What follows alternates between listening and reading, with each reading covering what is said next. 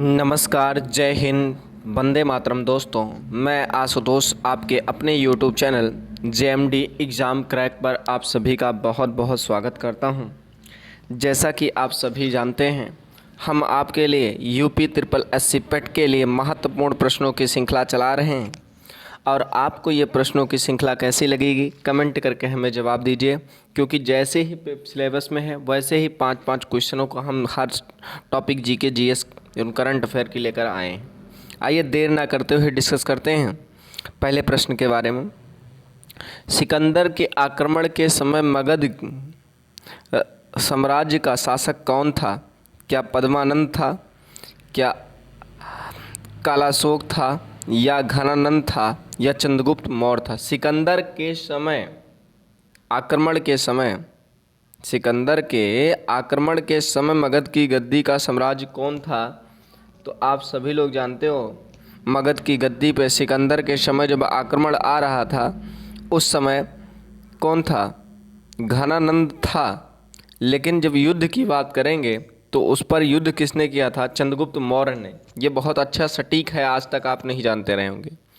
अगला प्रश्न है, किस अभिलेख में सर्वाधिक सती प्रथा होने का उल्लेख मिलता है? क्या जूनागढ़ अभिलेख में, क्या नासिक अभिलेख में, या हाथी गुफा में अभिलेख में, या एरण्य अभिलेख में? आप सभी लोग जानते हो कि सबसे ज़्यादा सती प्रथा का उल्लेख एरण्य अभिलेख में मिलता है। कहाँ मिलता है? एरण्य अभिलेख में मिलता है। अगला प्रश्न है, पांडव राजवंश की राजधानी कहाँ थी? क्या कावेरी पट्टनम थी, या कपाटपुरम थी, या मदुरई थी, या तंजौर थी? आप सभी लोग जानते हैं ये जो थी मदुरई थी। कहाँ थी? मदुरई थी। आइए क्वेश्चन नंबर 4 के बारे में डिस्कस करते हैं। बहुत अच्छा प्रश्न है, कई बार पूछा गया प्रश्न है। कह रहा है, चीनी लेखक फाहियान ने किसके शासन काल में भारत की यात्रा की थी? क्या चंद्रगुप्त प्रथम, समुद्रगुप्त, या चंद्रगुप्त द्वितीय, या भानुगुप्त के? आप सभी लोग जानते हैं कि चंद्रगुप्त द्वितीय के शासनकाल में फाहियान भारत की यात्रा की थी। अगला प्रश्न है, बाबर ने किस भाषा में अपनी आत्मकथा तुजुक ए बाबरी की रचना की थी? क्या फारसी, क्या तुर्की, क्या प्राकृतिक, या इनमें से कोई नहीं? आप सभी लोग जानते हो इसने तुर्की भाषा में अपनी आत्मकथा की रचना की थी। आइए छठे नंबर क्वेश्चन के बात करते हैं। कहता है, द्वितीय आंग्ल मैसूर युद्ध में हैदर अली को किसने पराजित किया था? क्या क्लाइव ने, क्या बेंटिक ने, या कॉर्नवालिस ने, या वारेन हेस्टिंग ने? तो किसने किया था? आप सभी लोग जानते हो द्वितीय युद्ध में वारेन हेस्टिंग ने हैदर अली को पराजित किया था। आइए अगले प्रश्न की बात करते हैं। प्रश्न नंबर 7 है, कह रहा सुमेलित कीजिए और सूची तो दिया हुआ है। आइए पहले इस पर डिस्कस करते हैं। सूची 1 और सूची 2 से मिलाइएगा। प्रश्न बात कर रहा है, कह रहा है सूरत की संधि कब हुई थी? तो आप जानते हैं सूरत की संधि 1975 में हुई थी। पुलंदर की संधि कब हुई थी? 1976 में हुई थी। बाढ़ गांव की संधि कब हुई थी? तो ये 1779 में हुई थी। देवगांव की संधि 1803 में हुई थी। यानी 1 का ए, बी का 2, बी का सी, ये पहला विकल्प आपका सही हो जाता है। उम्मीद करते हैं बातों को अच्छे से समझ रहे होंगे। आइए अगले प्रश्न की बात करते हैं। क्वेश्चन नंबर 8, 9, 8 के बारे में कह रहा, first war of Indian independence नामक पुस्तक के लेखक कौन हैं? क्या B.D. सावरकर, या B.G. तिलक, या महात्मा गांधी, या जवाहरलाल नेहरू? तो आप सभी लोग जानते हैं इसके हैं B.D. सावरकर। कौन है? बी.डी. सावरकर। अगला प्रश्न है, दिल्ली में 1857 की क्रांति के विद्रोह का नेतृत्व किसने किया था? क्या नाना साहब ने, या लियाकत अली ने, या कुंवर सिंह ने, या बहादुर शाह जफर ने? किसने किया था? आप सभी लोग जानते हो, बहादुर शाह जफर ने किया था। कह रहा है, अगला प्रश्न है, कह रहा है रानी लक्ष्मीबाई को अंतिम युद्ध में सामना करना पड़ा था, क्या गच्छ का, क्या हुरो का, या नील का, या हावलाग का? तो आप सभी लोग जानते हैं हुरो का सामना करना पड़ा था। आइए अगले प्रश्न की बात करते हैं, प्रश्न नंबर 11 के बारे में। आइए ध्यान दीजिए, प्रश्न कैसा है? कह रहा क्षेत्रफल की दृष्टि से भारत का सबसे बड़ा राज्य कौन सा है?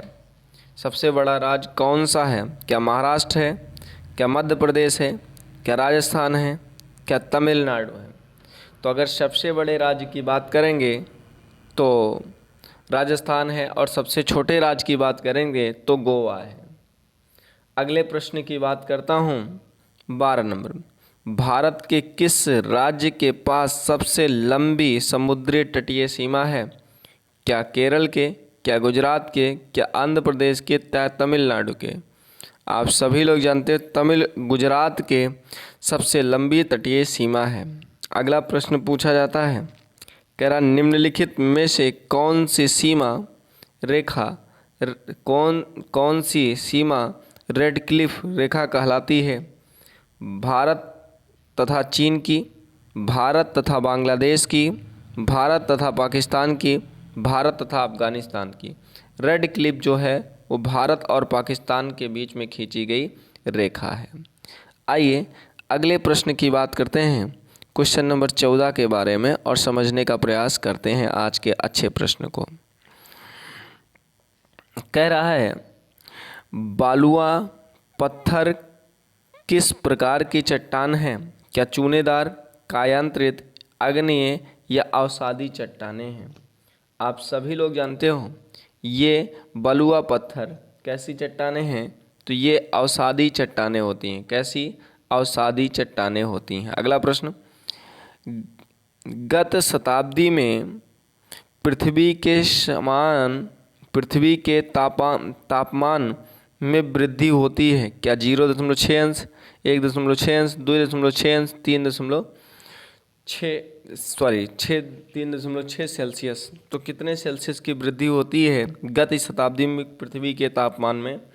आप सभी लोग जानते हो 0.6 अंश सेल्सियस वृद्धि होती है। अगले प्रश्न की बात करता हूँ। अगला प्रश्न है 16 नंबर, भारतीय अर्थव्यवस्था में किस क्षेत्र का योगदान सर्वाधिक है? क्या प्राथमिक क्षेत्र का, क्या द्वितीयक क्षेत्र का, क्या तृतीयक क्षेत्र का, या चतुर्थ क्षेत्र का सर्वाधिक योगदान है? आप सभी लोग जानते हो ये तृतीयक क्षेत्र का सर्वाधिक योगदान है। आज के अगले प्रश्न की बात करते हैं, क्वेश्चन नंबर 17 के बारे में, और बहुत अच्छे प्रश्न हैं। कह रहा है किस वस्तु की कीमत में वृद्धि मांग पर क्या प्रभाव पड़ता है? किसी वस्तु की कीमत में वृद्धि पर मांग के क्या प्रभाव होता है? मांग में वृद्धि होती है, मांग में कमी आती है, अपरिवर्तित रहता है, इनमें से कोई नहीं। देखिए अगर कोई वस्तु है उसमें मांग में वृद्धि होगी तो आप जानते हो कीमत में वृद्धि होगी तो मांग में कमी आ जाती है, ये क्लियर है। अगला प्रश्न पूछ रहा है नीति आयोग से क्या तात्पर्य है? क्या राष्ट्रीय राज्य परिवर्तन संस्थान, राज्य राष्ट्र परिवर्तन संस्थान? अगला लिखा है राष्ट्रीय भारत परिवर्तन संस्थान या भारत परिवर्तन संस्थान है। तो आप सभी लोग जानते हो ये राष्ट्रीय भारत परिवर्तन संस्थान होता है। क्या होता है? राष्ट्रीय भारत परिवर्तन संस्थान होता है। अगला प्रश्न है कह रहा भारत में गरीबी को किस आधार पर परिभाषित किया जाता है लोगों के जीवन स्तर से, प्रति कैलोरी प्राप्ति से, परिवार की आय से, परिवार के सदस्यों की संख्या से। आप सभी लोग जानते हो किसके द्वारा भारत में गरीबी को किसका आधार से परिभाषित किया गया है? तो आप सभी लोग जानते हो किस आधार पर परिभाषित कैलोरी प्राप्ति से किया गया है? ये ऑप्शन नंबर सी। आइए अंतिम प्रश्न के बारे में बात करते हैं। अंतिम नहीं, और आज अभी आपके पास और प्रश्न हैं और इसको समझते हैं। कह रहा निम्नलिखित में से कौन सा कथन शेयर बाजार के संदर्भ में असत्य है? क्या बॉम्बे स्टॉक एक्सचेंज भारत का पहला शेयर बाजार है? क्या नेशनल स्टॉक एक्सचेंज की स्थापना फरवरी समिति की सिफारिश में हुई? क्या भारत में मान्यता प्राप्त शेयर बाजार मात्र 2 हैं? शेयर बाजार के नियंत्रण एवं विनिमय संस्थान सेबी है। आप सभी लोग जानते हो कौन सा कथन गलत है? तो इसका कथन गलत क्या है? केवल 2 हैं, भारत में 2 नहीं अनेकों हैं, सी विकल्प है। अगला प्रश्न पूछ रहा है, कह रहा है भारतीयों को बजट पर बहस करने का अधिकार किस अधिनियम द्वारा प्रदान किया गया है? क्या 1892, 1919 या 1909 या 1935 अधिनियम के द्वारा पारित किया गया है? तो आप जानते हो 1892 अधिनियम द्वारा पारित किया गया है। आइए 22 नंबर प्रश्न के बारे में बात करते हैं। 22 के बारे में कह रहा भारत की संविधान सभा का गठन किस मिशन के प्रस्ताव के आधार पर किया गया था? क्या बेबल प्लान के, कैबिनेट मिशन के, या आस्पर के, या क्रिप्स मिशन के? तो भारतीय संविधान सभा का गठन जो किया गया था वो कैबिनेट मिशन के आधार पर किया गया था। अगला प्रश्न है, मौलिक अधिकारों में संशोधन की शक्ति किसे प्राप्त है? क्या राष्ट्रपति को, क्या लोकसभा को, या सर्वोच्चतम न्यायालय को, या संसद को? तो मौलिक अधिकारों में जो परिवर्तन है वो संसद को प्राप्त है, अदरवाइज किसी को नहीं। आइए अगले प्रश्न की बात करते हैं, क्वेश्चन नंबर 24 के बारे में। यह है 24 प्रश्न के बारे में बात करते हैं।